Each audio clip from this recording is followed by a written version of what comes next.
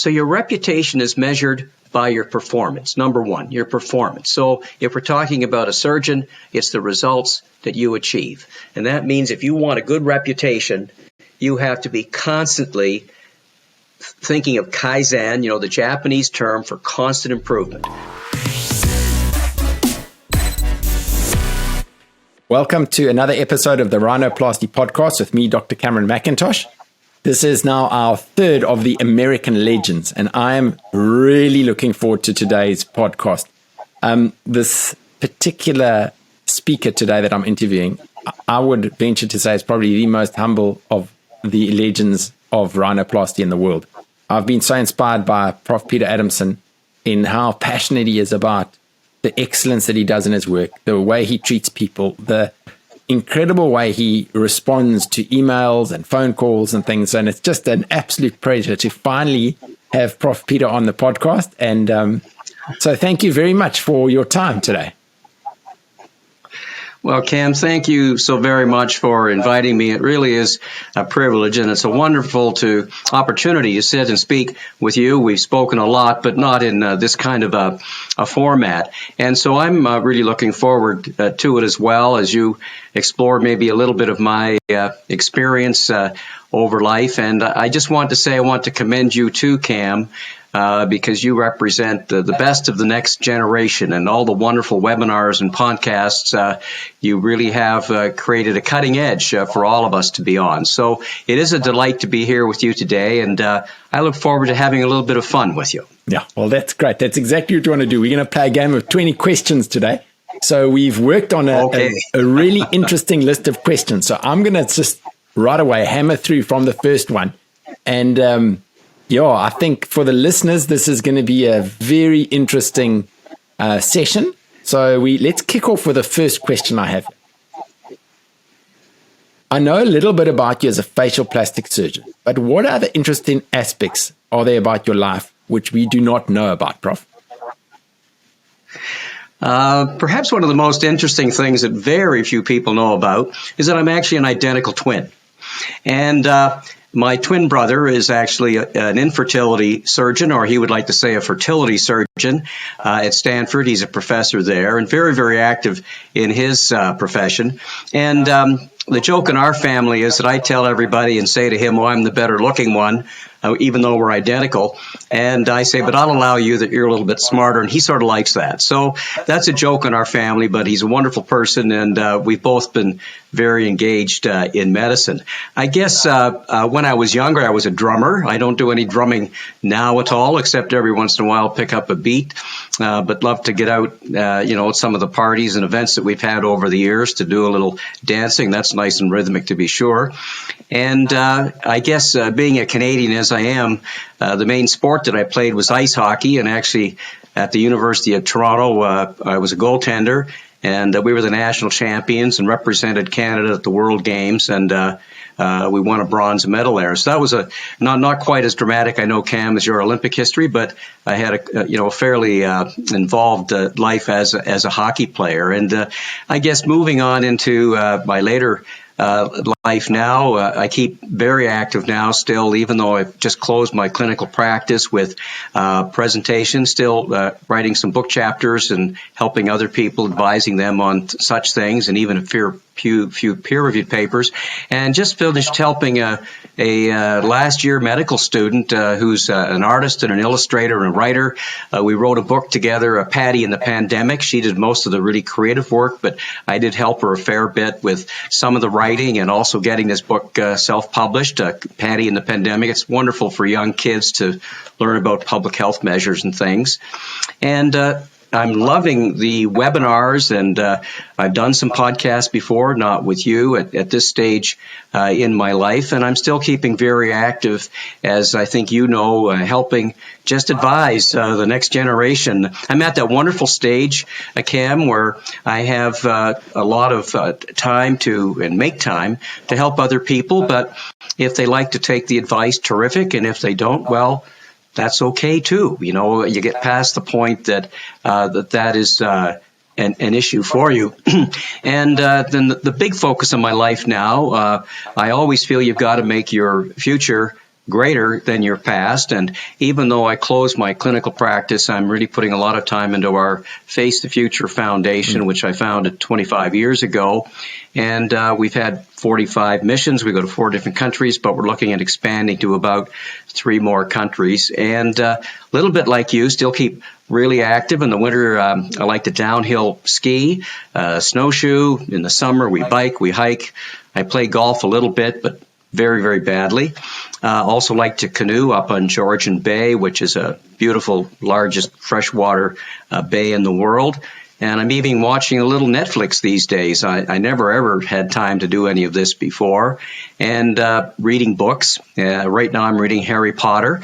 I'm on the 4th book, The Goblet of Fire, because I think it's just wonderful to have the time to be taken away to another world. So I guess that covers it a little bit of, the guy outside the operating room or the guy who's not standing at the podium. Wow, thanks. I think I'm also married to an identical twin. I hope I married the pretty and clever one, but I can't say that publicly, I guess.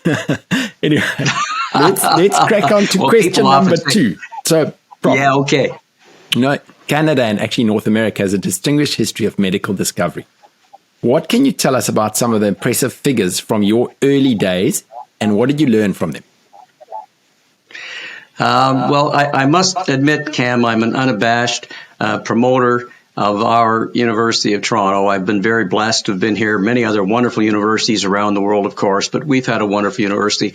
I go back far enough, Cam, when I was an undergraduate student, I was actually taught by Ernie McCullough, and he and James Tull, were the individuals who actually discovered stem cells. They were discovered here at the U of T. And the great anatomist, J.C. Boileau Grant, actually came and critiqued me in the anatomy room. We used to get 400 hours of anatomy, if you can believe it, in my undergraduate course. And he critiqued me as I dissected out the lateral cutaneous nerve of the thigh. I still remember doing that, and he, tried to make you a little bit of anxious as you did it. Charles Best, who was the co-discoverer of insulin and also purified heparin so that we can use it the way we do today, was a mentor of mine as an undergraduate. We had a very small class, just 28 people who were identified as potential researchers or medical, practitioners. So we had a very small class, and we were given all these amazing people to work with. A good family friend of ours, and still a friend until he died a few years ago, was Bill Bigelow. And it was Bill Bigelow just a mile from our ski cabin where he did all the studies with groundhogs and discovered hypothermia. And he was the first to apply hypothermia to cardiac surgery. And he was also a pioneer in pacemakers. He was actually the MC at my wedding. And I guess in more recent years, someone who's become a good friend, we don't see each other enough these days, but is John Polanyi, who's a Nobel Prize chemist. And he did initial work back in the 1960s on chemical reactions, which was the forerunner of the discoveries of the infrared lasers. So the lasers and things we use today from John. And there are many others too, in fact. And so I've been very blessed. There are some good things to getting a little older. You do meet a lot of great people along the way if you just keep moving and keep your eyes out. I think in facial plastic surgery, there's so many, but names that I think everybody on this call would know would be Jack Anderson, of course, who was my fellowship director. And Jack was always looking, we'd be operating, he'd be saying, look at here, Peter, in a southern accent from New Orleans, look at here, Peter, look at here, Peter. And he'd always be showing things, always be thinking about things. And it was Jack, who coined the term rhinoplasty, the thinking man's operation. And I've always remembered that and thought it was true. And his partner at the time was none other than Calvin Johnson. And Calvin, just an amazing soft tissue surgeon, as well as a wonderful rhinoplasty surgeon. And I'm not sure whether you're going to ask me. I won't say much now except to say that it was during my fellowship that I showed Jack his first external rhinoplasty, as we called it then, and showed Calvin his first external rhinoplasty. And Calvin was terrific. He said, Peter, in that southern accent again, I'll never forget it, Peter, there's no shortcuts to quality. No shortcuts to quality. So I learned that from him, and he also said attitude is everything. You got to have the right attitude, he would say. And I guess just a couple of others would be Gene Tardy, who of course was a great figure in his time. And I guess the line I remember from him, which says it all, was that, we never leave the University of Rhinoplasty, and just, telling us all that if you wanted to become a master at this operation, you really did have to think about it and work hard at it your entire life. And maybe the last person I might mention, it's more recent, but I do believe that he's been a towering figure himself. And just as we have stood upon the shoulders of giants, he has become a giant. Yes, there are some others too, but I think a giant among giants has been, Dean Toriumi, and we come from the same pedigree. Dean did his fellowship with Jack Anderson and Calvin Johnson, and Dean was with Calvin that they wrote the book Open Structure Rhinoplasty, which of course began that whole era, and of course is still very much on our radar today as we discuss structural versus preservation rhinoplasty. And I remember Calvin saying to me, he says, this guy, Toriumi, says, he's just terrific. He said, we're writing this book together, and he says, he's just marvelous. So way back in his fellowship time, Dean was already, had his spurs on the horse, as it were. There's been so many others, and perhaps some listening to this call can, but we've just had some wonderful giants in our field, and it's been a real privilege for me and a great fortune to have been able to spend so much time with them. Oh, that's great. So then the third question is, how did you get into facial plastic surgery? Well, at the University of Toronto, someone I didn't mention, but it's important to mention him now, was Dr. Wilf Goodman. We all called him the Woofer. Nobody knows that, but we called him the Woofer. But anyway, he was a big, imposing man. It was Dr. Goodman who went to the American Academy of Facial Plastic Surgery meeting in New York City in 1969, and he heard Padovan, Yugoslavian at that time, speak about, quote-unquote, external rhinoplasty, really bringing it to North America from, its roots with Cercer and others in Europe. And so Wilf Goodman came back and started to do this in 1971 in Toronto, and he published a paper in the Laryngoscope on external rhinoplasty. And interestingly, that paper just a few years ago was identified by the Laryngoscope editors as one of the two most important papers in, otolaryngology, head and neck surgery in the last 50 years. So I was a resident with him in my third year. So we did, quote unquote, external at that time rhinoplasty in Toronto. And David Bryant, people would not know of him, but he was a tremendous surgeon. He got me interested in it, gave me my first rhinoplasty to do. He said, go ahead, Peter, and he didn't come into the room at all. 3 hours later, which was mostly an hour and a half of sucking up and sopping up blood and a little bit of technical work, I finished that as a third-year resident all by myself. It was some fella having a revision who had his nose broken about a dozen times in the wrong places. But anyway, that was my first rhinoplasty, and then it was Dr. Bryant who said, well, if you're going to do a fellowship, you should go with, Jack Anderson. And he introduced me to Jack, and then Calvin Johnson was his partner at that time. And we were in the operating room one day, I think it was October, November of my fellowship year. And Jack said, Peter, he said, what do you think about this, this Goodman external rhinoplasty approach? And I said, well, Dr. Anderson, I can still remember it, like it happened a week ago or a month ago. I said, well, Dr. Anderson, I think it's a pretty good operation. You ought to try a few. He said, okay, well, let's do that. Well, he'd been a great opponent to external rhinoplasty because he did his cartilage delivery sometimes, or just his cartilage approach. But he tried it, and he really liked it. And about 2 weeks after that, Calvin came up to me, and Calvin used to do his noses separately on a Wednesday afternoon when Jack was off. He said, Peter, he said, I understand you showed Jack this new little incision thing. He said, will you come in and you show me how we do this too? So I did about a couple of weeks later, and that's how Jack and Calvin, first got interested in it. And then that very next year, just 8 or 10 months later, Dr. Anderson did a paper on the scar, because that was always the big bugaboo. And we went together, he and I put on a course, the very first course on external rhinoplasty at the American Academy of Otolaryngology. It was 1981 in September, and people were falling out the doors, just falling out the doors. This room must have been 150 people in this small room. And that was how external rhinoplasty got introduced to North America. And because Jack Anderson then turned around, because he had been quoted, there's nothing you can do with an external approach I can't do with a closed approach. And then he turned around and people, because he was such a master, followed him. And then one last funny story about this, about how external rhinoplasty, at least one of the routes, there may have been others I'm not aware of, but one of the routes that went back to Europe was, I was in my office in about 1987, 88. I got a phone call from a couple of guys in the Netherlands, Hade Vouk and Tamo Zilker. And they'd been reading a paper of mine on vacation. They were friends, said, can we come and visit for a couple of weeks? So they did.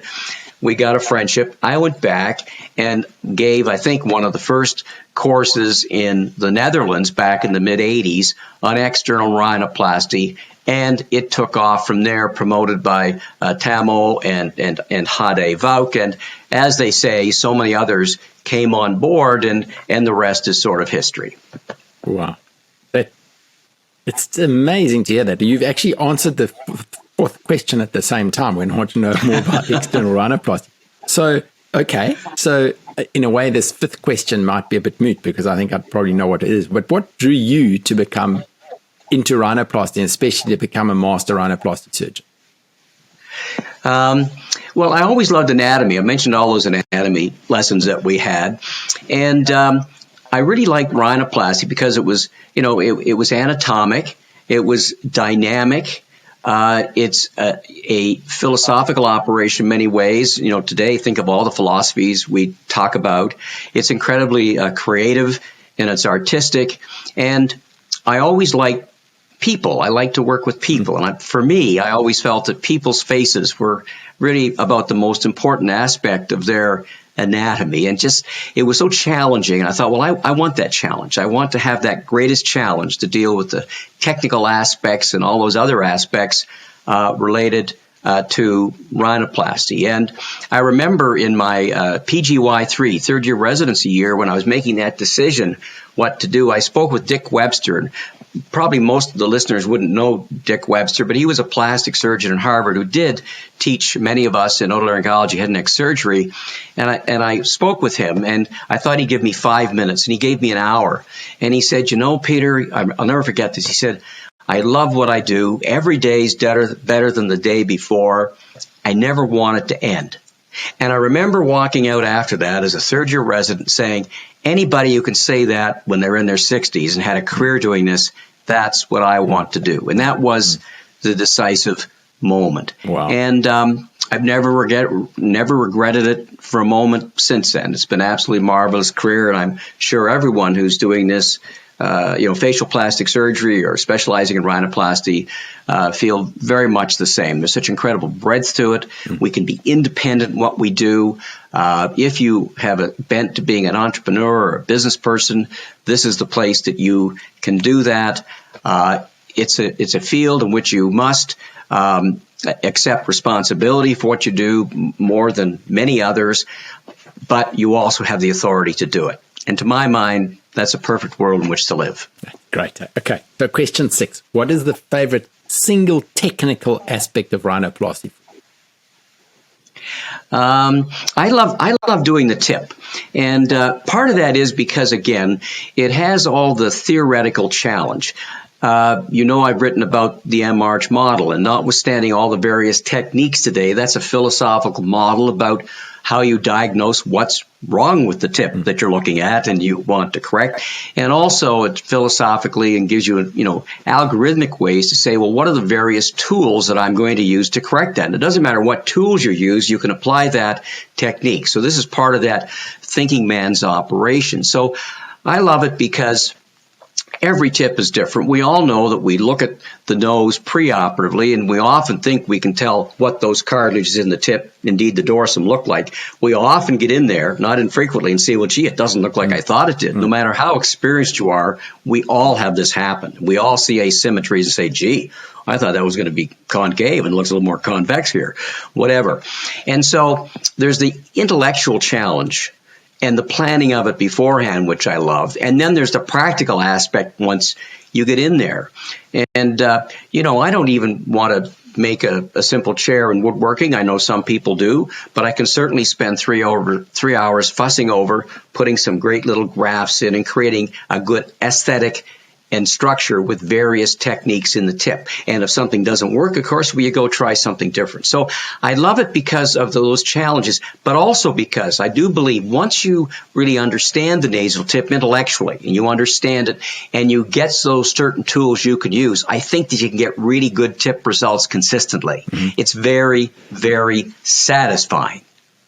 Okay. And then you have to get on to the rest part of it, which I think I know what you might ask me next, if that was the best part. That's question 7. What is the most difficult part of rhinoplasty?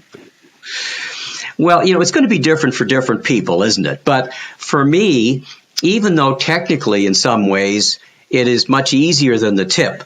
Now, of course, if we do get into talking about preservation, structure, et cetera, I know there's an argument to be made against that point that I've just made. But to me, certainly if you're talking reduction, rhinoplasty and reduction of the nasal dorsum, lowering the cartilage in the bridge and osteotomies, that is relatively, quote unquote, simpler from a thought process to do. However, from a judgmental perspective, where is this going to end up? How is this going to heal with skin, soft tissue envelope, uniqueness, the variabilities from patient to patient?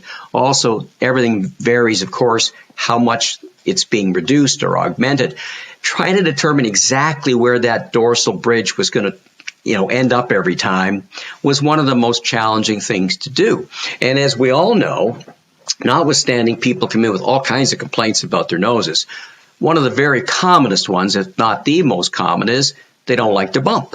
They want to lower the bump. So trying to get just the right amount of lowering, leaving a little strength, and not getting a sloop. It's much easier to put a sloop in noses, but sloops aren't generally natural-looking noses. Mm-hmm. And so it's much harder, I've always felt, to get that radix point, the Rhinion point, the super tip break point, the tip defining point. To get those 4 points just so was a challenge, regardless of experience. You got better, but it was always a challenge. Yeah. Well, I'm glad to hear that you have those challenges as well.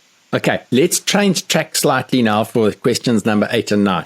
So I want to get a little insight in terms of like patients who might be listening to this. So as a rhinoplasty surgeon, what are some of the important advice that you give to patients pre-operative? I'm going to be a little eccentric on this, and this truly is what I do, but it is a little bit different, I think, than what many people do. I really don't feel that, surgeons in particular, but I don't feel that the autocratic method is where we ever should have been, and certainly not today. I mean, we have a much more egalitarian approach with our patients, as it should be. It's a partnership. And so I try to give advice to patients by having them, what shall I say, uncover that advice themselves. And I'm just there to direct them. So every consultation, I would begin after some pleasantries. I'd say, if we were sitting here a year from today and you had your rhinoplasty a year ago, what would have to have happened for you to feel that this has all been a worthwhile thing for you to do, that you've made progress in your life?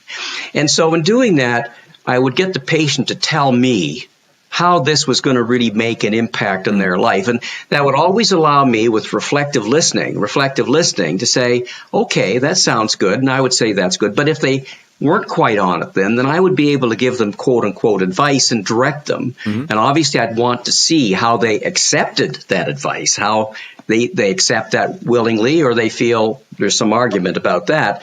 That's an issue that I've got to think about.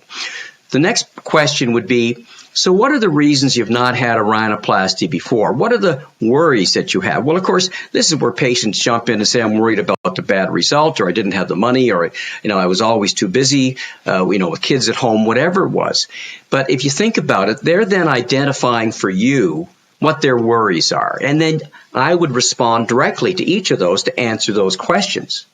Now, the other thing that, of course, subtly it's answering those questions for that patient to allow them to move on, to have a rhinoplasty, because until those questions are answered for them, they're not going to be able to intellectually, psychologically move on to say, yes, they're ready to have it. Mm-hmm. The next part builds on that, and I would say, so let's say you've had your rhinoplasty, and it's turned out well for you, and we're out a year or whatever. How will this have changed your life? What's going to be the good parts about this for you? And then again, the patient's telling themselves why this is a good project for them. And again, I can then substantiate that for them. And this is confirming that they're a good candidate. And again, if there's any red flags, you mention them. And then finally, I would say, and so why is this a good time now? I mean, think about it. If a person comes in their 30 or 40 or whatever age and not had a rhinoplasty, we all know most of them have disliked their nose since they were 12, 13, 14 years old. Most of them, unless it's traumatic. They disliked their nose from teenage years. What took them so long? And so you want to find out why now and say, well, yes, I think this is a good time for you to do this because, and you go back and you reflect and tell them all those positive things they've said, reflective listening back. And then at that point, they feel really confident that you have their confidence that they can make the right decision to go ahead. So that's how I would give advice rather than having bullet form of the things I needed to tell them. It would be tailored, sculpted for each patient. I wish I had found this out 5 years ago. That's fascinating. Well, there's still time, and if you think about it, it's a sales, and I don't like to use sales, but even Jack Anderson used to say, Peter, everybody's selling something, and that isn't meant in a bad way. It's that everybody wants to get confidence in other people. We all want other people to like us. We want other people to partner with us, have a relationship with us, and so this just helps you to really explore and deepen that relationship, or conversely, determine this is not a relationship that I would like to have. The patient, of course, might feel the same way. That may be not the relationship they want to have. Okay, well, this now brings me to this next question. It's actually quite difficult at times. And I want to read it out to what I wrote here. It says, we all find it difficult to turn down the aesthetic surgery patients, especially revision rhinoplasty patients who are pushing you to do the procedure. How do you manage them and what do you do? Have you got any tips for us around that? This is a challenge, isn't it? And I think the disappointed patient, worse if it's your own patient, but just as bad sometimes, or still not good if it's someone else's patient that you're taking care of, is one of the toughest aspects of our professional life to deal with. I think probably the toughest. So the first thing is, an ounce of prevention is worth a pound of cure. I think in selecting patients, particularly for younger surgeons, if there are any younger surgeons listening, there is a great tendency, as we all know, to want to just operate. Gosh, I haven't had a rhinoplasty patient walk in for 3 weeks or 4 weeks. I should do this patient. But remember that good patients tend to know other good patients. So if you get a good result with a good patient, they're going to tell their friends, or they're going to have people who are good people. And that's how you build your practice in an inverted pyramid. And if you always think about trying to self-select out good patients to start with, your probability of then creating a very loyal practice, and patients come forever. In my practice, I had daughters and granddaughters. I had mothers and sisters and aunts and uncles and whatever coming into the practice. You almost don't have to market if you really do good work for 10 or 15 years and create all these relationships. And not only that, it's a very happy practice for you because good people tend to like good people. They tend to be satisfied. So I think the first thing is that ounce of prevention. Now, when you have a disappointed patient, it could be for different reasons. And it will be a little bit different if it's yours or someone else's. So let's take your own patient. If your own patient is disappointed in their result, you have to look at what's causing their disappointment. Perhaps it was that just the technical challenge was greater than you could have gotten a good result with, in which case you maybe overstepped a little bit, and maybe you shouldn't have done that case, and you learn from it, but it's a little late now. Another thing could be that maybe the patient had unrealistic expectations. You didn't realize it. They didn't tell them to you. Sometimes they won't tell you if they want to get a surgery. And then you have to deal with the expectation aspect of it. In my early career, and I think, Cam, this was the story with most surgeons 30 years ago, they'd say, I did my best to the patient and that's as good as it gets. And, if you're going to have anything more done, you're going to have to pay me for this and whatever. I started out like that 40 years ago, but then changed my mind on that. I felt, if you go buy a Mercedes or a BMW, you don't have to expect to go back 6 months or a year later and have to get a new axle on it or something. So my feeling was that I wanted to keep the patients as happy as possible. And so if there's a little thing, even if it didn't seem much to you or me, if it could be done reasonably to make it better, I would deal with it, and I'd do it. Earlier on, I might have said, oh, you don't need that. It looks normal, looks fine. I would do it if I could make it better. If I couldn't, I would say, listen, the challenge of making that better is greater than the potential benefit, and our goal is to have you as happy as possible. We shouldn't do it. Now, we can bring in here the patient who was not your initial patient, but some other patient looking for your revision, and you don't wish to do them. Again, determine what the reasons are. A real physical issue they have that just can't be corrected, or they've had so many operations it can't be corrected, whether it's outside your expertise, whether it's a psychological issue with that patient. You just know even if you get a great technical, aesthetic, structural result, they won't be happy, or there's a high risk of that. And then finally, if it's your own patient, you look and say, well, did I mess up? And so what I will say is, listen, I'll say, you are here to see me for my professional advice, and I want to give you the best possible advice I can. I know you came thinking I would just do your surgery, but I'll say, this is not a store where someone comes in and says, I'm going to give you so much and you're going to do my surgery. You and I have a relationship, and I have a responsibility to you not to do your surgery. Nobody wants surgery. Surgery's a tool. Nobody wants surgery. Nobody wants a rhinoplasty. Patients want to have a nose that looks better, that makes them feel better. And so I would say I don't feel that technically I can get you there. Or I would say I don't feel I can make you happy by doing that. Always, always, always respecting the patient. I would never say anything that would diminish their confidence or diminish their self-respect. And I would sometimes say, if you go down the street, or, if you're younger in particular, or if you feel there is someone who might do a better job for them, I would refer them to that particular doctor. Happily so. And I call the doctor and tell them why, with the patient's approval. But I always close the loop. And I think, frankly, this is a really important point that maybe many doctors don't do. If I felt they were really a poor candidate for anybody to do a rhinoplasty, I would say to them, listen, I know you can go down the street and you'll find a doctor to do your rhinoplasty. And I said, you might be happy and content with that. And you might turn around and say, well, this doctor, whomever it is, Dr. XYZ, is a better doctor than Dr. Adamson. And I'll say, I'll take that chance because I think the probability of that is very, very low. But if that does happen, I want you to know I will be very happy for you. I really will. But I want you to know that my professional advice is you will find people to offer to operate on your nose, but I recommend strongly you do not have another operation on your nose. I know that's difficult to contend with, but I think you're better to start working with that now, and I would offer, if they were receptive, psychological assistance, whatever, rather than having another procedure and just be more concerned or more depressed than you are right now.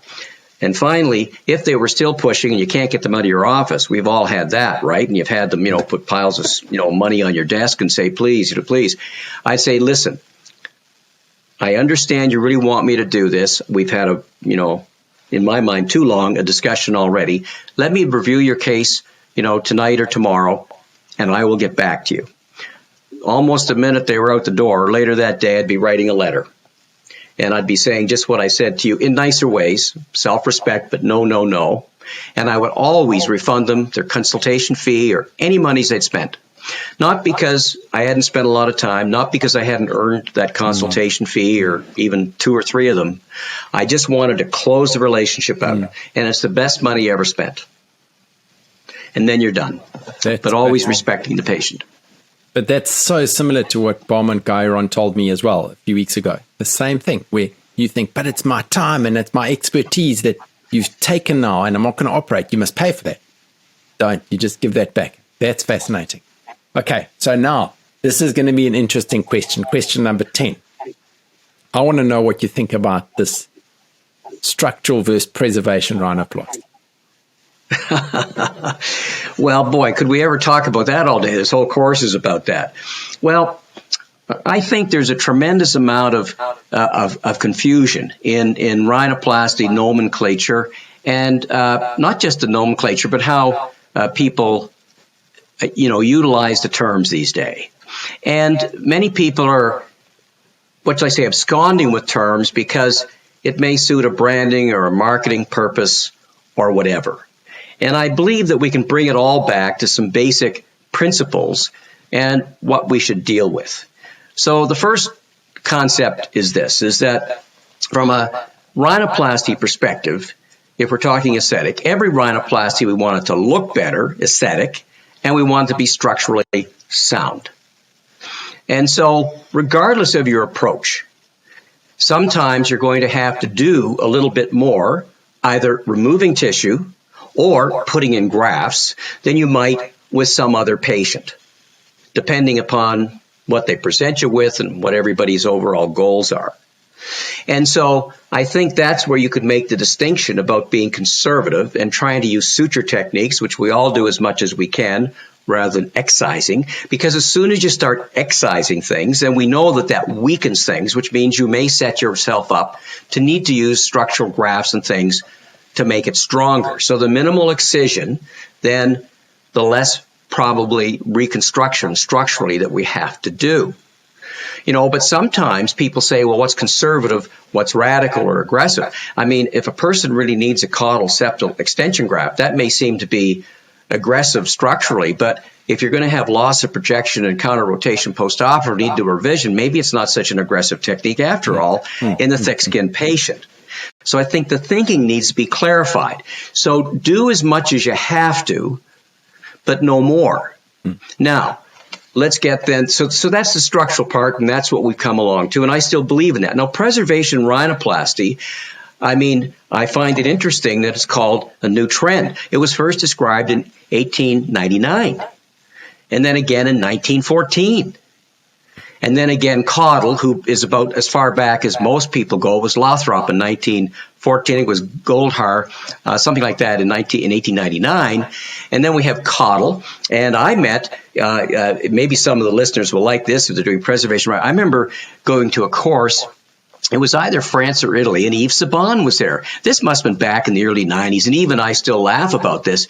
And I was over there, of course, talking about, open rhinoplasty and structure, and Yves was on the same program, and he was showing his, preservation rhinoplasty technique. And this is going back, 25, 30 years ago. We still laugh, and he would say, look at this, Peter, look at how I do it. And I looked at it, oh my goodness, that's the Caudle technique with modifications. That's been around for a long time. So the point is, this is not new. Now, you've heard the old expression, what's one man's meat is one man's poison. Okay? So there are certain, philosophies around that if you're doing preservation rhinoplasty, well, you don't do much of the tip. Well, there's a lot of tips that need to be treated.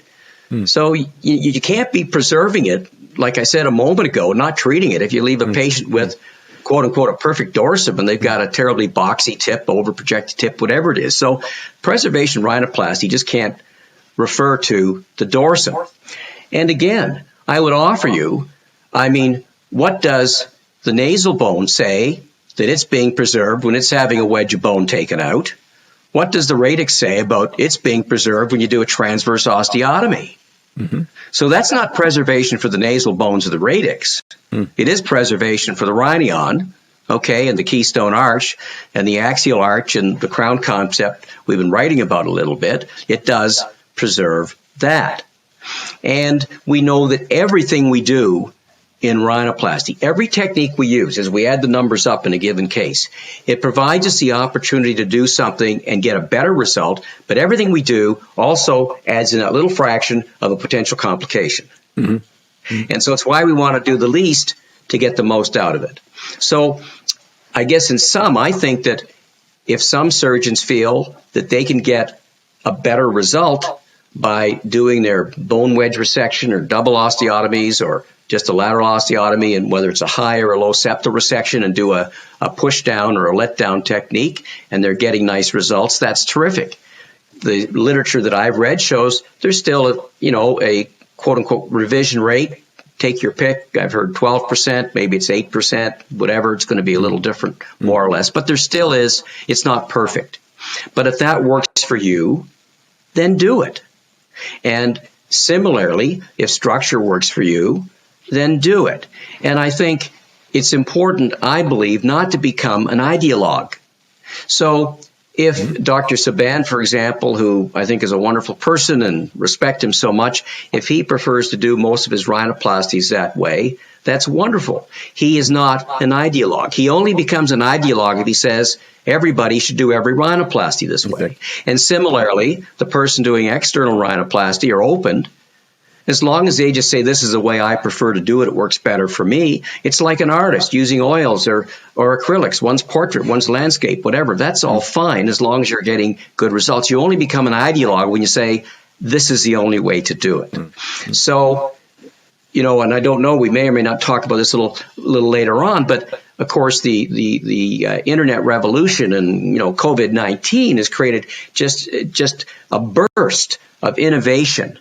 And a burst of new ideas. We're going to get to that. And, I'm going to pause you there. We're collaborate. So anyway, so bottom line is, I think let's know what we're talking about, and let's not try to be branding things so much. It's preservation of the nasal dorsum with preservation, but it's not preservation of the foundation of the bones or necessarily of the septum, and that's okay. That's not meant to. I'm just saying, let's know what we're talking about here. That's all. Okay, so question 11 now. What are for you some of the paradoxes or the conflicting messages that are surrounding rhinoplasty today? Well, we can go back just a touch and segue from there. I think there's still this thing about, open, external versus, closed endonasal rhinoplasty. And I think that, they're both good operations. And the paradox is that we still seem to be having struggles that one group seems to think, well, we should be doing it this way more, and the other group, well, we got to be promoting this way more. Promote what you do for what you can get with it. But I don't think we need to be trying to impress anybody anymore that this is the only way to do it. I do some closed rhinoplasties. Now, granted, I don't do them very often. It's primarily on my own revision cases I would do them, where I knew exactly what I'd done before, needed to take a little bit more bump down, or there was a little knuckle, and I knew what to do to fix it up. But that's just because of, the reasons I like, external rhinoplasty. And you haven't asked me that, so I won't go into it right now. So that's one paradox. I think the other one is what we really just covered in talking about the preservation versus structural. I mean, they don't need to be in two separate boxes. In one nose, you might do some preservation, and another and structural stuff. You might do both. That's okay. I think that's good. One thing I think is a paradox, though, is that forever, for decades, as long as I've been around talking about this, everybody talks about the KISS principle. Keep it simple, surgeon. If you're not so kind as keep it simple, stupid, but keep it simple, surgeon. And yet, we all talk about that, but my God, look at the complexity of the techniques. Look at they're not getting less complex. Mm-hmm. They are not getting less complex. So I think we have a real struggle on our hands. We say don't do much, do the least you can. And then you look at some of this stuff and you think, my heavens, for a novice rhinoplasty surgeon, a lot of these techniques are not going to be easy to do. There's a long learning curve for a reason. And then we have the whole situation that has come up a little bit more with preservation. And this is not to be critical of a technique. It's just to note is that forever we've heard about, well, there's a problem with the external approach because there's greater dissection. And I've always said, well, there's not greater dissection in an open approach than a closed approach. There's one little incision here. That's not greater dissection. That's an incision. Now, if one does an open approach because they've got more work to do and they have to open it up more, raise the skin soft tissue envelope more, fair enough, but you don't have to with an external approach. And yet, at the same time, we're talking preservation now, and we're degloving the whole middle third of the face almost to get in the instruments to do the work with preservation. So I ask you, is that preserving the skin soft tissue envelope? Yeah. Now we can get into discussion about elevation planes, subsmas, suprasmas, ligaments, all the rest. But my point is, let's just be honest in what we're talking about. Yeah. And so we talk about the KISS principle, but there's an awful lot of people, especially, quote unquote, the master rhinoplasty surgeons, they love their new techniques. They love to innovate and try things.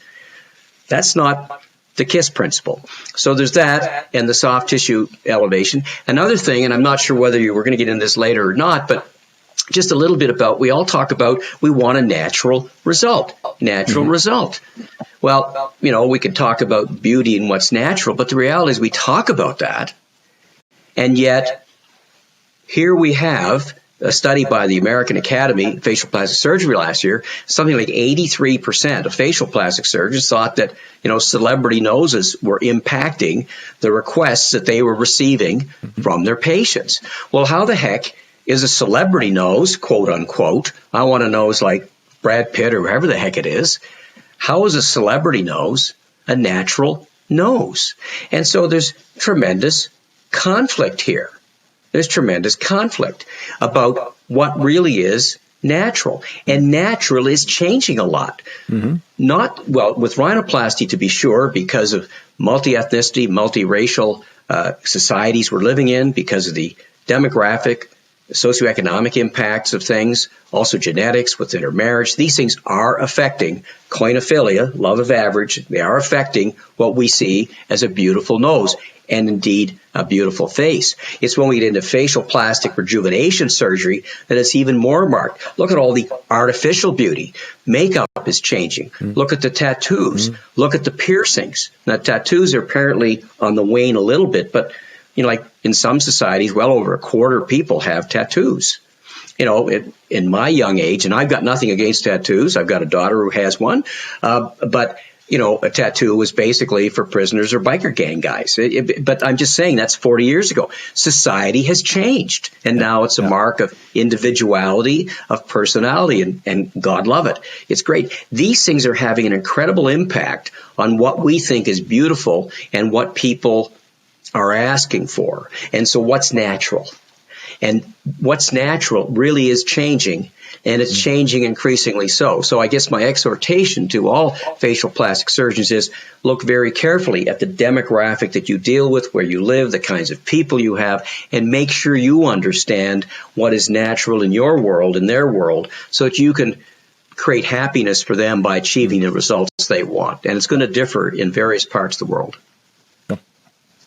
Okay, so in preparation for the next question, question number 12, I think back to a few years ago, and I was busy studying for my international board exams for the certification of facial plastic surgery, and the prescribed textbook with Ira Papel's book, Facial Plastic Surgery. And there was a line that came up that it said that if a man or woman has integrity, nothing else matters.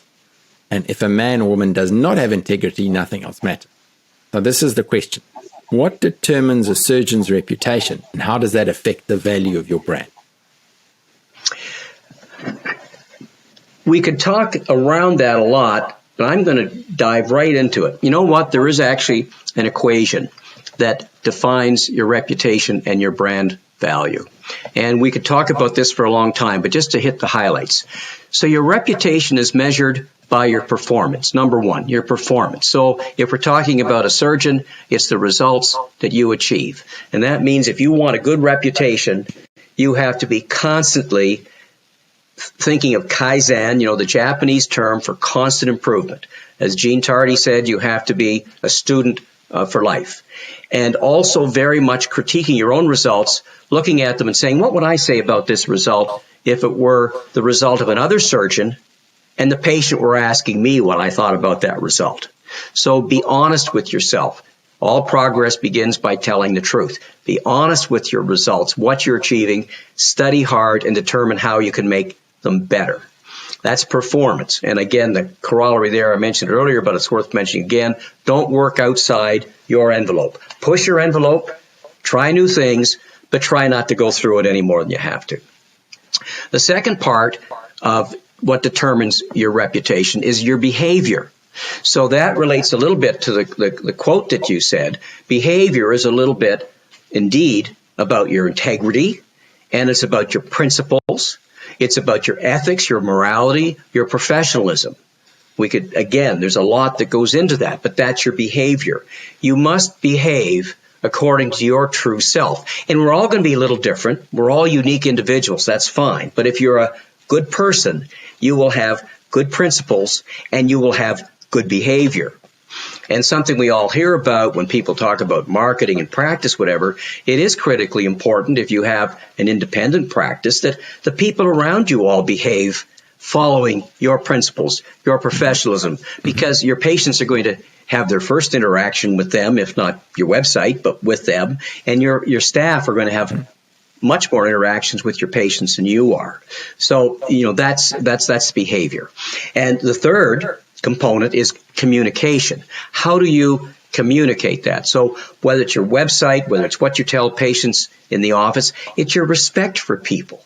You can't just, talk the talk. You've got to walk the walk. And so communicate that to other people.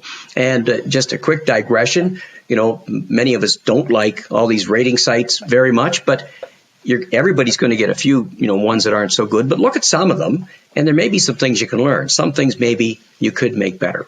And so you take those factors, performance, behavior, and what was the last one I just said? Communication. And then you multiply all those by what's called your authenticity factor. So how truly authentic do you come across to people? Again, this is your integrity. This is who you are. And so you must be authentic. If it looks like it's all a smokescreen, people are not going to buy it. So that's how you increase your reputation. Those are the components, the factors that come into play. Now, it's very easy, actually, in business terms, to determine what's your brand value. And so your brand, if you are, Cameron McIntosh, your brand is Dr. Cameron McIntosh, facial plastic surgeon. Now, granted, when you open your new hospital, and if you go under the brand umbrella of a whole hospital, then you will be working within that brand as well. So it would be a little bit like the Sprite brand maybe within the Coca-Cola family. But you will have a brand individually, and your company, corporation may have a brand. So what the value of that is this. You take the value of sales of your brand, and you subtract from that the value of sales of the generic, no brand, and you multiply that by the number of units. So I'll make that simple. Let's say that you become experienced, you've got a great reputation, you've done those things we just talked about, and you can charge $10,000 for rhinoplasty. And you do 100 rhinoplasties a year. You've just earned $700,000 as branded Dr. Cameron McIntosh because you've got a good brand, you've got a good reputation. Now, let's say we take Dr. McIntosh and he's only about out in practice 6 months and he's just getting started. Or maybe he's been out in practice for 10 years but doesn't have a very good reputation and people don't really want to come to see him. I know that would not be the case, and let's say you could only charge $7,000, say, for your rhinoplasty, not $10,000, but $7,000, and you're still doing 100 a year. You might not even be doing that many, mind you, if you're not that good. You might be doing fewer, okay? So let's say you're doing 50 a year instead of 100 because you're not that good at it. You don't have a good reputation for it. So 50 rhinoplasties times 7,000, that's $350,000. The value of your reputation and your brand is $350,000. It's the $700,000 you could have been making being branded favorably minus the generic Cam McIntosh, $350,000. That's the value of your brand, and that's how they work it out in business. That's fascinating. I'm sitting here thinking, what's my brand value? Okay, let's move on. Let's get to question number 14. I know you've spoken about this. I need you to explain this thing when you analyze aesthetic surgery between thinking fast and thinking slow. Yeah, this is a wonderful concept out of Princeton University, and the fellow who came up with this, won the Nobel Prize in psychology. And so, what we're really taught as surgeons, in fact, most all academic pursuits, we really are taught slow thinking. We're taught, knowledge. We're taught to think logically. We're taught to use algorithms. We're taught to plan. To analyze things, and then we come to a plan of action. And so that's your slow analytic thinking. It's a very conscious process that we do. And of course, when we sit down, any of us who do, and do a diagnostic before a rhinoplasty or aging face, and then we do a written plan or what we're going to do, that's all your slow thinking. And it's important to do that. Now, your fast thinking is that emotional subconscious thinking. It's like meeting someone for the first time, and you know within 3 seconds you like them or you don't like them. You haven't had time to even ask them what their name is or get introduced to them, but you get a sense of them. And so this really comes from a gestalt, and it's your mind. Your mind does this, and it takes all the little bits of experience in your entire life about this kind of person, where you are, just how you're feeling at that moment. And it says to you, I like it, I don't like it, I need to be worried about this, I don't need to be worried about this. So, for example, when we scan a face, we can scan 7 faces a second. That's how quick our mind is. 1.15 of a second to scan a face and recognize it or not recognize it. 0.15 of a second if you just open your eyes, blink, and see that's a good-looking nose on that face or it's not. Now, you can sit down and do a 20-minute analysis afterwards, but basically, in 1/7 of a second, it's a big part of your fast-thinking decision-making. So my point is that your best decision-making comes into play when you intellectually can try to combine those things. And, of course, in the old days, or if you want to keep it simple, people would say, listen to your gut. You know, if your gut tells you, don't operate on that patient or don't do this, listen to your gut. So certainly you should do that, but not solely. You really should combine both fast and slow thinking if you're going to make the best decisions. It's not just about this, Cam. It's about who you want to date, if that's what you're doing. It's whether you want to buy a house or take that big trip. It works for most things in life. Well, that's good. I'm definitely the fast thinker, not the slow thinker. I need to add more slow thinking to my life. Okay, question number 15. Let me comment on it really quickly. You're right. So you're what I would call a quick start. That's another whole story. Yeah. But what you made a really important point. Very quickly, I'll say, so it's true. If you recognize as you're the leader of your team in your office, your practice, whatever, you will have, each of us has their certain talents. And that's okay. That's good. Mind them as much as you can. But if you recognize that you're maybe not quite so good at this other thing, that's when you bring people into your team who can do that. And that's how you make a great team. It's like any sports team. You know, the forwards aren't like the defensemen, aren't like the goalies. Yes. You got to get people who have unique abilities. That's how you build a strong team. Yeah. No, that's true. That's great. Okay. So question 15, what is your favorite type of rhinoplasty patient to operate on and why? I always loved the adolescent females. These are young women who, of course, are going through puberty. They have a very, very conscious awareness of their body image and whether they like it and don't like it. And they really determine quite early in their teen years, sometimes as young as 12 or 13, whether it's mostly their nose. I don't do body surgery, but you could make similar arguments about those who are having breast surgery, for example. But talking about the nose, they really know specifically what they don't like, whether it's just too big or they got a bump. I mean, they just spit it out and it's right there. As long as they have their parental support, which we need to have them have up until they're age 18, which usually parents are supportive, then I find they just become a tremendously good patient, because as long as you improve that concern they have, their body image very quickly gets improved, which improves their self-image, and this improves their self-esteem. Usually, of course, they're getting good input from their family, positive input for this. They usually are getting positive input from their friends when they do this as well, and they were ready to have it done. And studies show that they almost have magical thinking about this. It's like a magical transformation. It's like the butterfly coming out. And if you do a lot of adolescent young women, you'll see this happens. It's some of these young women who've been a little introverted or they don't have a lot of confidence. It just boosts their self-confidence and their quality of life.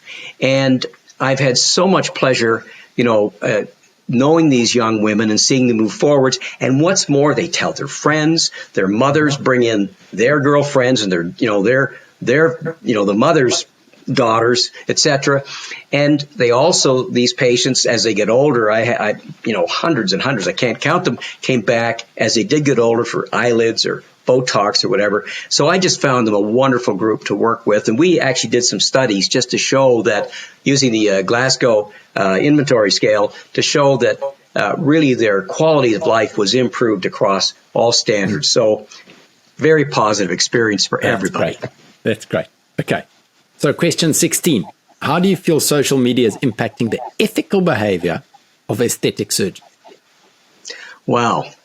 Well, the internet, social media is impacting everything incredibly. And of course, the main thing is that everybody has access to knowledge and information across the world. So as they say, the world has been flattened from an information or knowledge perspective. So there are some good things about social media and the internet, for our patients and for us. There's no doubt that our patients come with much more knowledge today than they used to.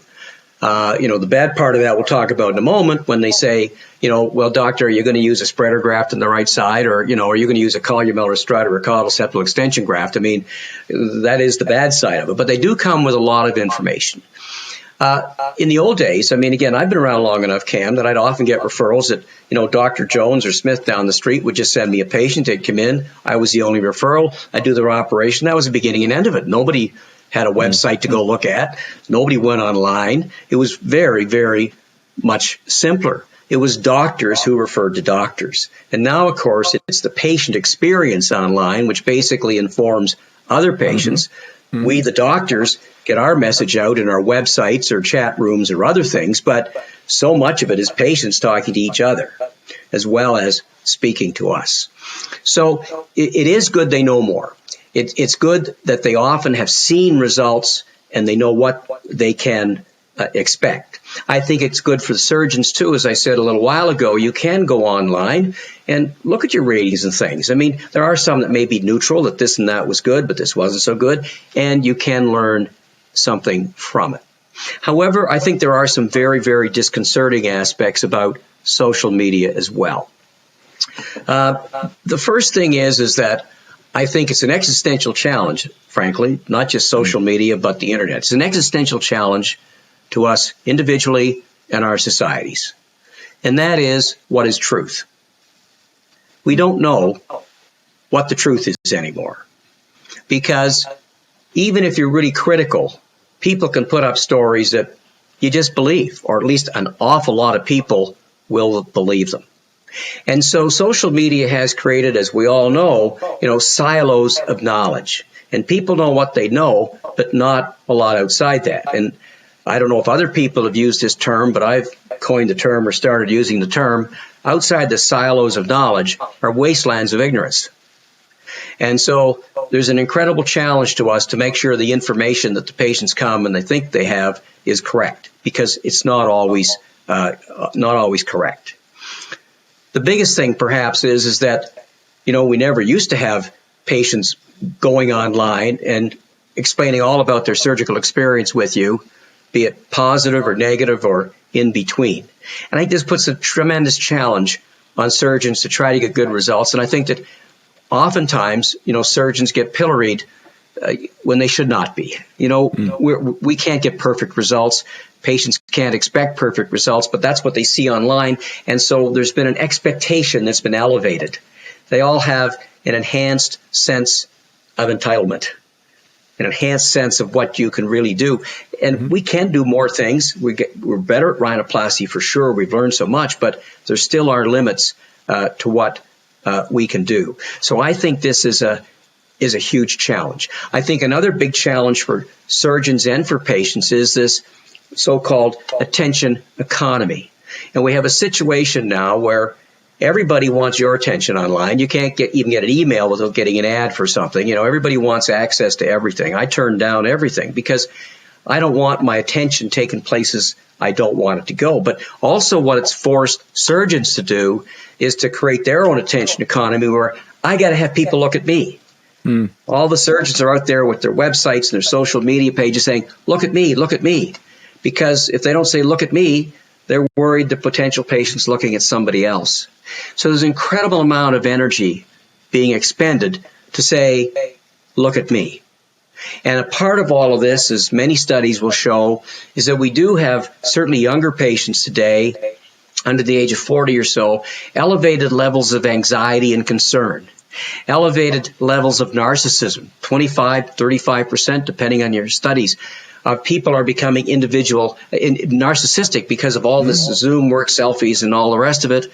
Not to mention, of course, without getting into it all, but all the Zoom face and the iPhone face with the distortions and the two-dimensional aspect of it, which people think their noses are huge because there's a 30% enlargement of their image, which may be good or bad news for you. But what do people want to look like? What they look like on their iPhone or on Zoom, or they want to look like what they look like in real life when they actually see somebody after this pandemic goes away. So I think that's a huge, huge issue, is how we manage all this. And I think that it's obvious surgeons have to be involved in this, but I think take a step back once in a while and put the brakes on a little bit so that you can manage the whole social media world.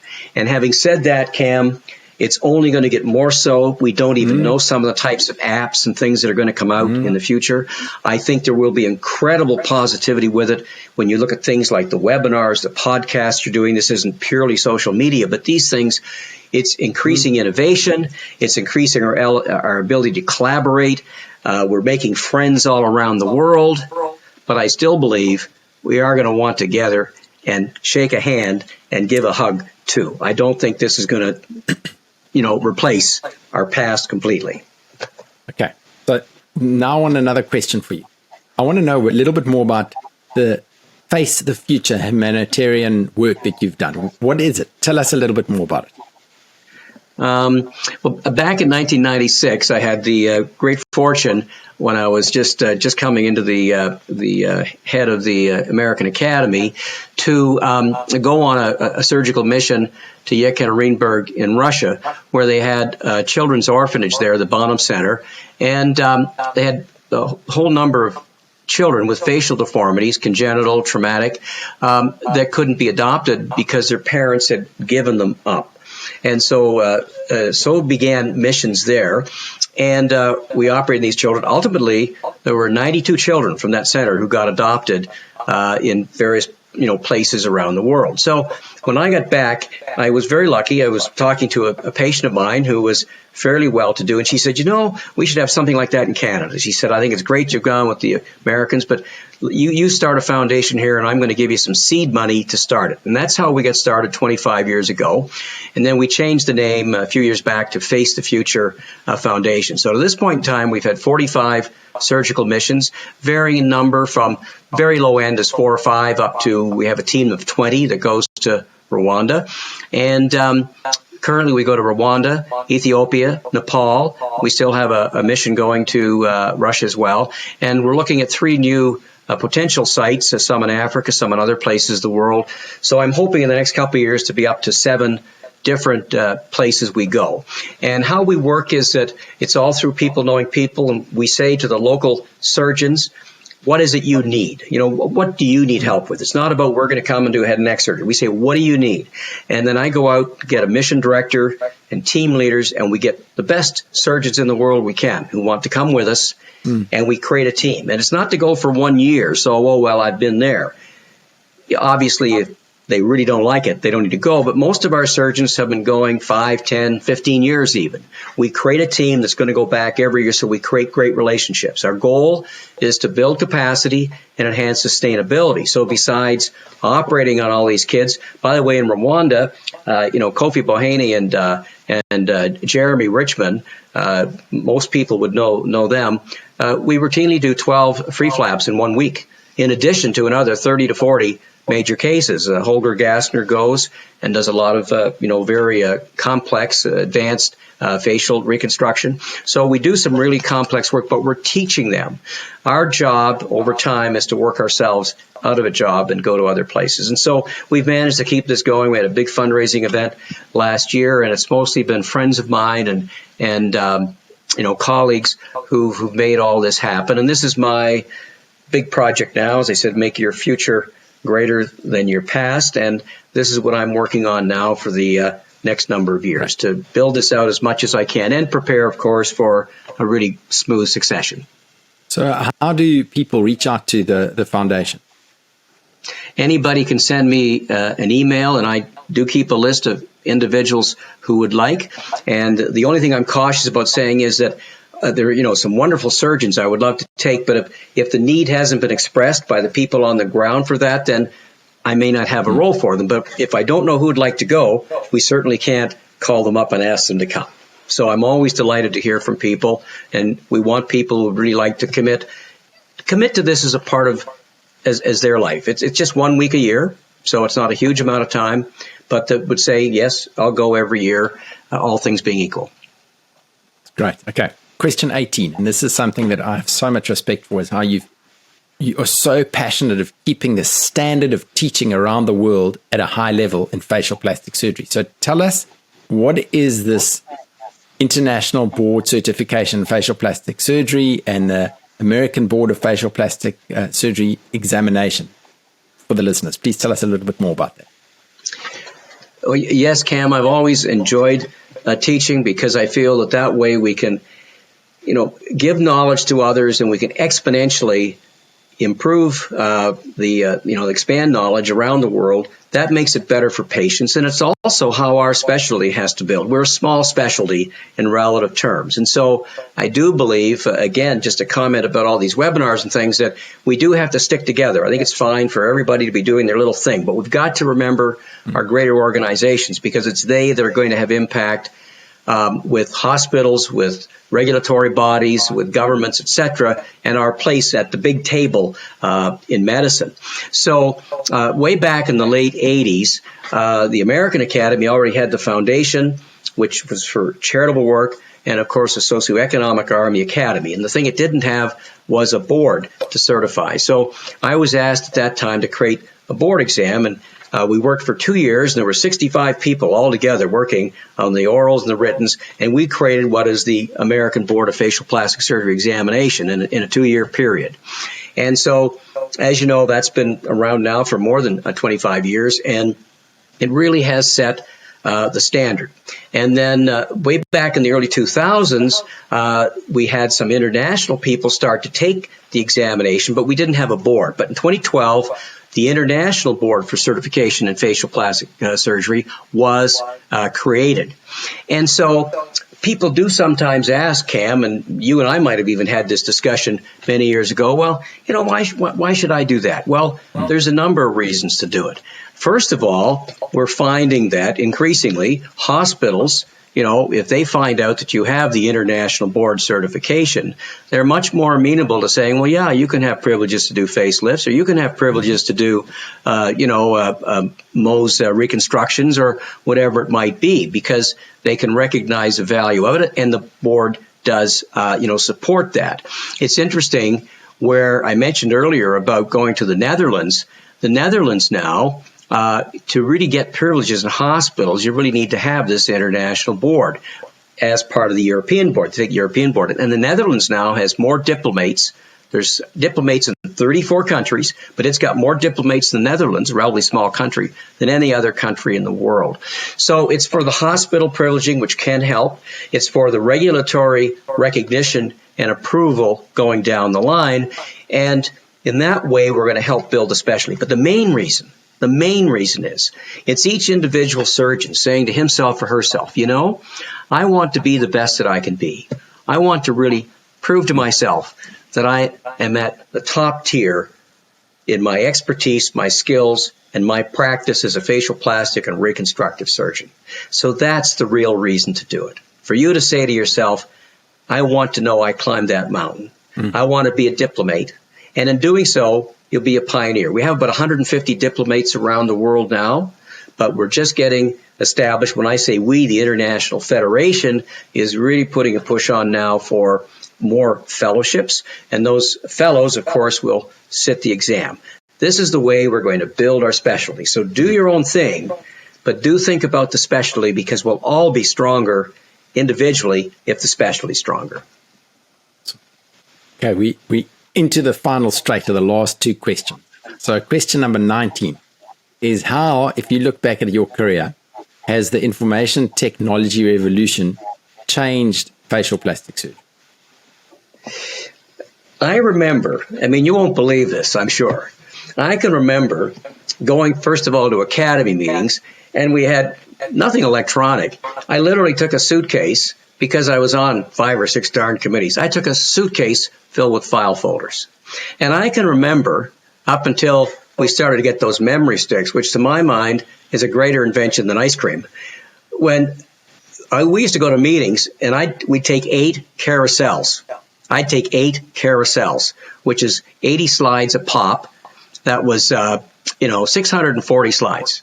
And we'd go to at a meeting someplace. Obviously, every night they'd take us out for dinner. We get home at 11 or 12 o'clock at night. We'd start unloading 400, 500, 600 or more Kodachrome slides and putting them in sleeves, and then loading the next stuff for the next day when you had 3 or 4 hours of lectures. You go to bed at 3 o'clock in the morning and start again at 8. So I tell you, when memory sticks came along, it just, wow, thank the Lord.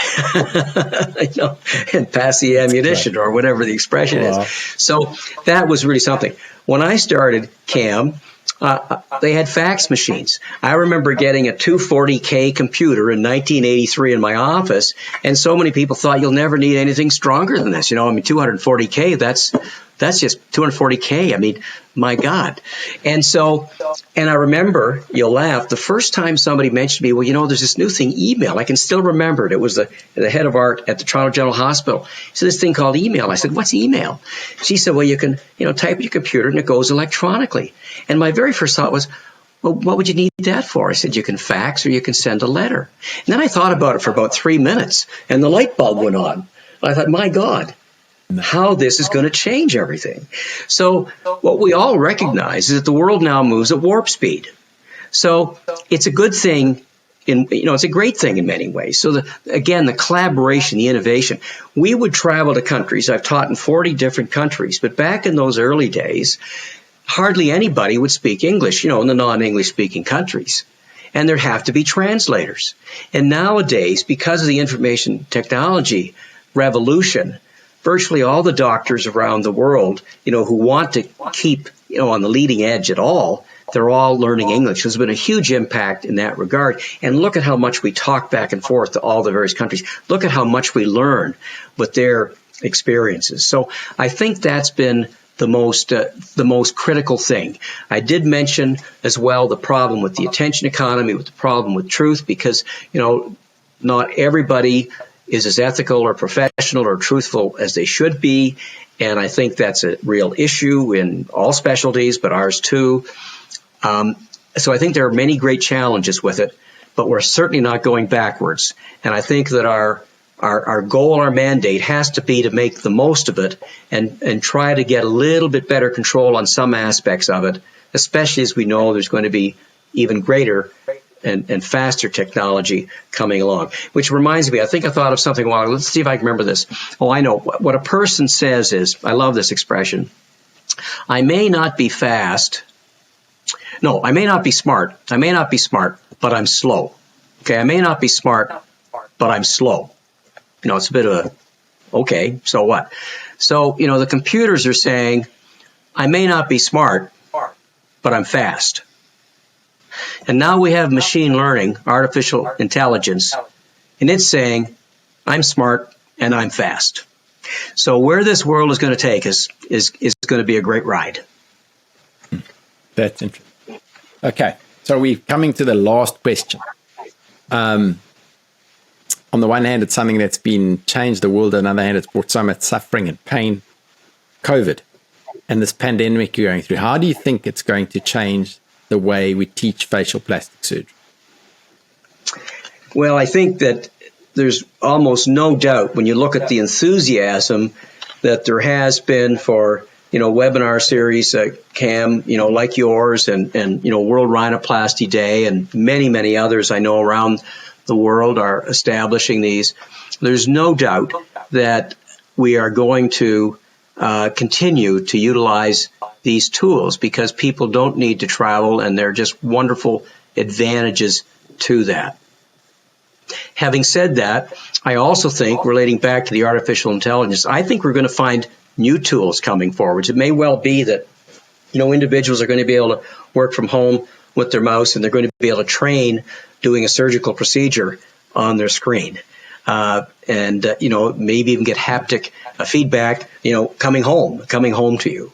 So there's one thing that's been shown in time is that even the great inventors, the great innovators, never really could figure out what their invention would be used for. When Edison invented the light bulb, he truly thought that what it would be good for would be people could read after dark. I mean, he had no idea about electricity, and look what's happened with electricity. So we really can't see it, but I think that we can just sort of sense there's going to be some amazing things which are going to connect us virtually even closer than we are. On the other hand, the technology is moving much faster than human social evolution. We just aren't moving as fast as that. We may move faster, but we cannot keep up with that. So I think as humans, we are going to want to have that contact, that touch. I think it's going to be more challenging to do so. And I think we're going to be finding new ways to do that. And undoubtedly, there's going to be a hybrid of the virtual learning and great advances there, but also making the most of our, in-person, in-touch relationships. So I think that's where we're going to go. And I guess all I can say is I think that all of us probably hope we get there sooner than later, because this COVID is really hanging on. And we know, even those of us in the more developed world rather than developing world, that we are getting further ahead of this. But those people in the developing world, this is going to be rolling around for a couple of years or longer yet. It may become quite endemic. So this has become a part of our life, and let's just hope we can make it unfold in the most positive fashion possible under these circumstances. That's great. Sure. Prof, on behalf of all the listeners from all over the world, been a lovely 20 questions to listen to, and just, thanks for sharing your pearls of wisdom. And from my side, I thank you for what you've done for Rhinoplasty over all these decades. You've added so much to so many people's lives. I don't think you even realize. So, thank you so much, and thank you for taking a Sunday afternoon off in a Canadian summer to listen to, share this with everybody around the world. So, from the Rhinoplasty podcast, everyone's listening, thank you so much. Thank you, Cam, and thank you all who've been on the call.